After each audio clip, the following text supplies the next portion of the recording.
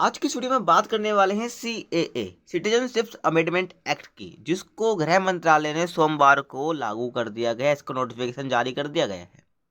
मंत्रालय की ओर से कहा गया है कि गृह मंत्रालय आज नागरिकता संशोधन अधिनियम 2019 के तहत नियमों को अधिसूचित करेगा। जो CAA एक्ट है ये 2019 में लाया गया था, लेकिन इसका नोटिफिकेशन जारी नहीं किया गया था, यानी कि इसके नियमों को अधिसूचित नहीं किया गया था। तो इसीलिए आज यानी सोमवार के दिन नोटिफिकेशन जारी कर दिया गया है। ठीक है।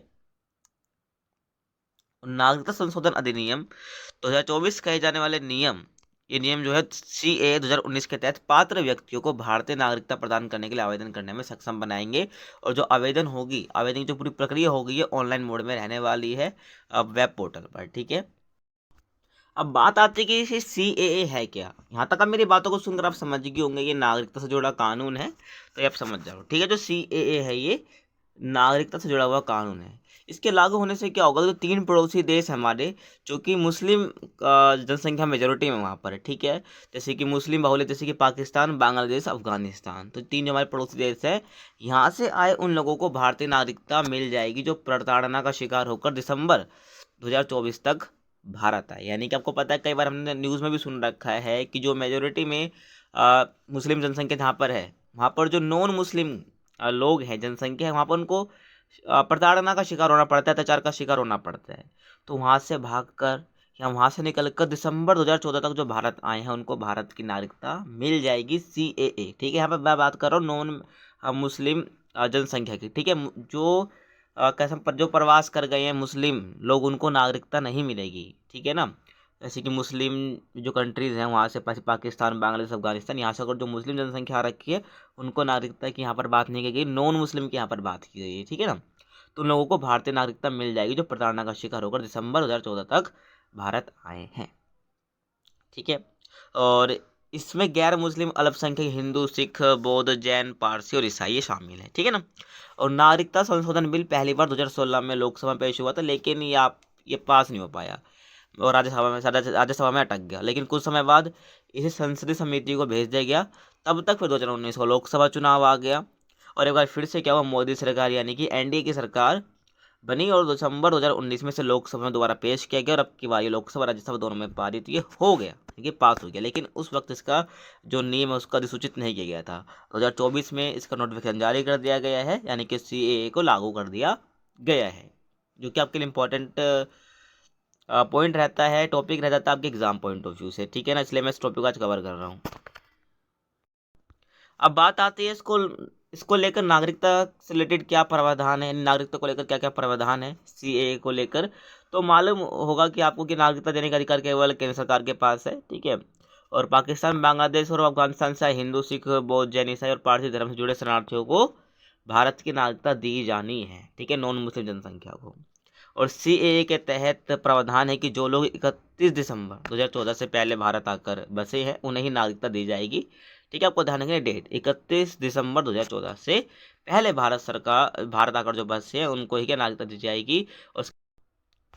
और आगे हम बात करें, CAA को लेकर कई जगहों पर विरोध प्रदर्शन भी देखने को मिले थे हमें। ठीक है। तो 10 जनवरी 2020 को इस नियम को राष्ट्रपति की मंजूरी मिल गई थी। ठीक है। 2019 को ये एक्ट आया था और 10 जनवरी 2020 को इस अधिनियम को राष्ट्रपति की मंजूरी मिल गई थी। आपको पता होगा, कोई भी बिल होता है, अगर उसको राष्ट्रपति की मंजूरी मिल जाती है तो वो बिल कानून बन जाता है। तो 10 जनवरी को इस अधिनियम को राष्ट्रपति की मंजूरी मिल गई थी। ठीक है। हालांकि इसके खिलाफ देश में के कई हिस्सों में विरोध प्रदर्शन देखने को मिले हमें, शुरू हो गए थे। ठीक है। उस टाइम पर, तो इस टाइम इसलिए क्या ये कानून अभी तक लागू नहीं हो सका था। दिल्ली में विरोध प्रदर्शन देखने को मिलते हैं, दिल्ली के अंदर नॉर्थ ईस्ट के जो स्टेट्स हैं वहाँ पे हमें देखने को मिला। ठीक है।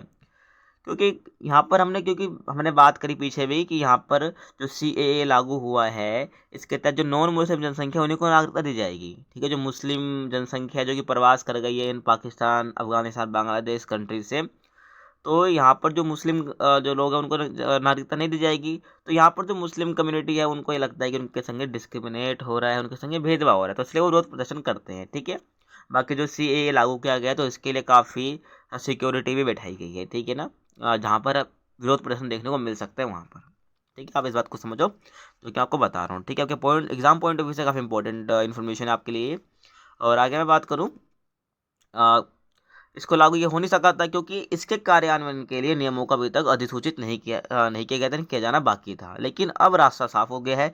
संसदीय कार्य नियमावली के अनुसार किसी भी कानून के नियम राष्ट्रपति की मंजूरी के 6 महीने के भीतर तैयार किए जाने चाहिए। यानी कि जब देखो बिल पास हो गया तो 6 महीने का टाइम होता है, ठीक है। नहीं तो सरकार को लोकसभा राज्यसभा की अधीनस्थ विधान समितियों से अवधि में विस्तार करने की मांग करनी होती है, ठीक है ना। जब ये बिल को मंजूरी मिलेगी, 6 महीने का टाइम है, तो उसके नियम जारी करने चाहिए। लेकिन अगर ऐसा नहीं होता है तो लोकसभा राज्यसभा की अधीनस्थ विधान समितियों से अवधि में विस्तार करने की मांग करनी होती है। तो वर्ष 2020 से ही गृह मंत्रालय नियम बनाने के लिए संसदीय समिति से नियमित अंतराल पर अवधि में विस्तार प्राप्त करता रहा, यानी कि टाइम मांगता रहा है।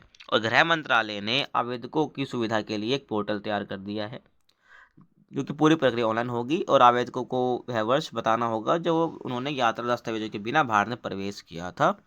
और आवेदकों से कोई दस्तावेज नहीं मांगा जाएगा कि वो कहाँ से आए, ठीक है ना। इनसे कोई दस्तावेज नहीं मांगा जाएगा, उनको बस बताना होगा वो कब आए हैं, ठीक है ना। और ध्यान रखना 31 दिसंबर 2014 से जो पहले आए हैं उन्हीं को नागरिकता दी जाएगी, ठीक है, CAA के तहत। आगे समझ।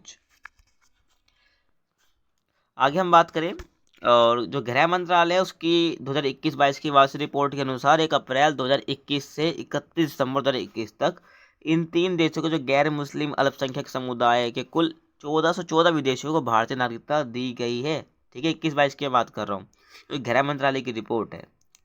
और वे 9 राज्य जहाँ पर पाकिस्तान, बांग्लादेश और अफगानिस्तान के गैर मुस्लिम अल्पसंख्यकों को नागरिकता अधिनियम 1955 के तहत पंजीकरण या देशीकरण द्वारा भारतीय नागरिकता दी जाती है, ठीक है ना। तो आपको पता है 1955 के तहत जो हमारा नागरिकता अधिनियम है उसके तहत भी क्या है, नागरिकता दी जाती है। तो ठीक है, तो ये 9 राज्य जहाँ पर पाकिस्तान, बांग्लादेश और अफगानिस्तान के गैर मुस्लिम अल्पसंख्यकों को नागरिकता अधिनियम 1955 के तहत पंजीकरण या देशीकरण द्वारा भारतीय नागरिकता दी जाती है, ठीक है। उनमें गुजरात, राजस्थान, छत्तीसगढ़, हरियाणा, पंजाब, मध्य प्रदेश, उत्तर प्रदेश, दिल्ली और महाराष्ट्र इसमें शामिल हैं, ठीक है ना।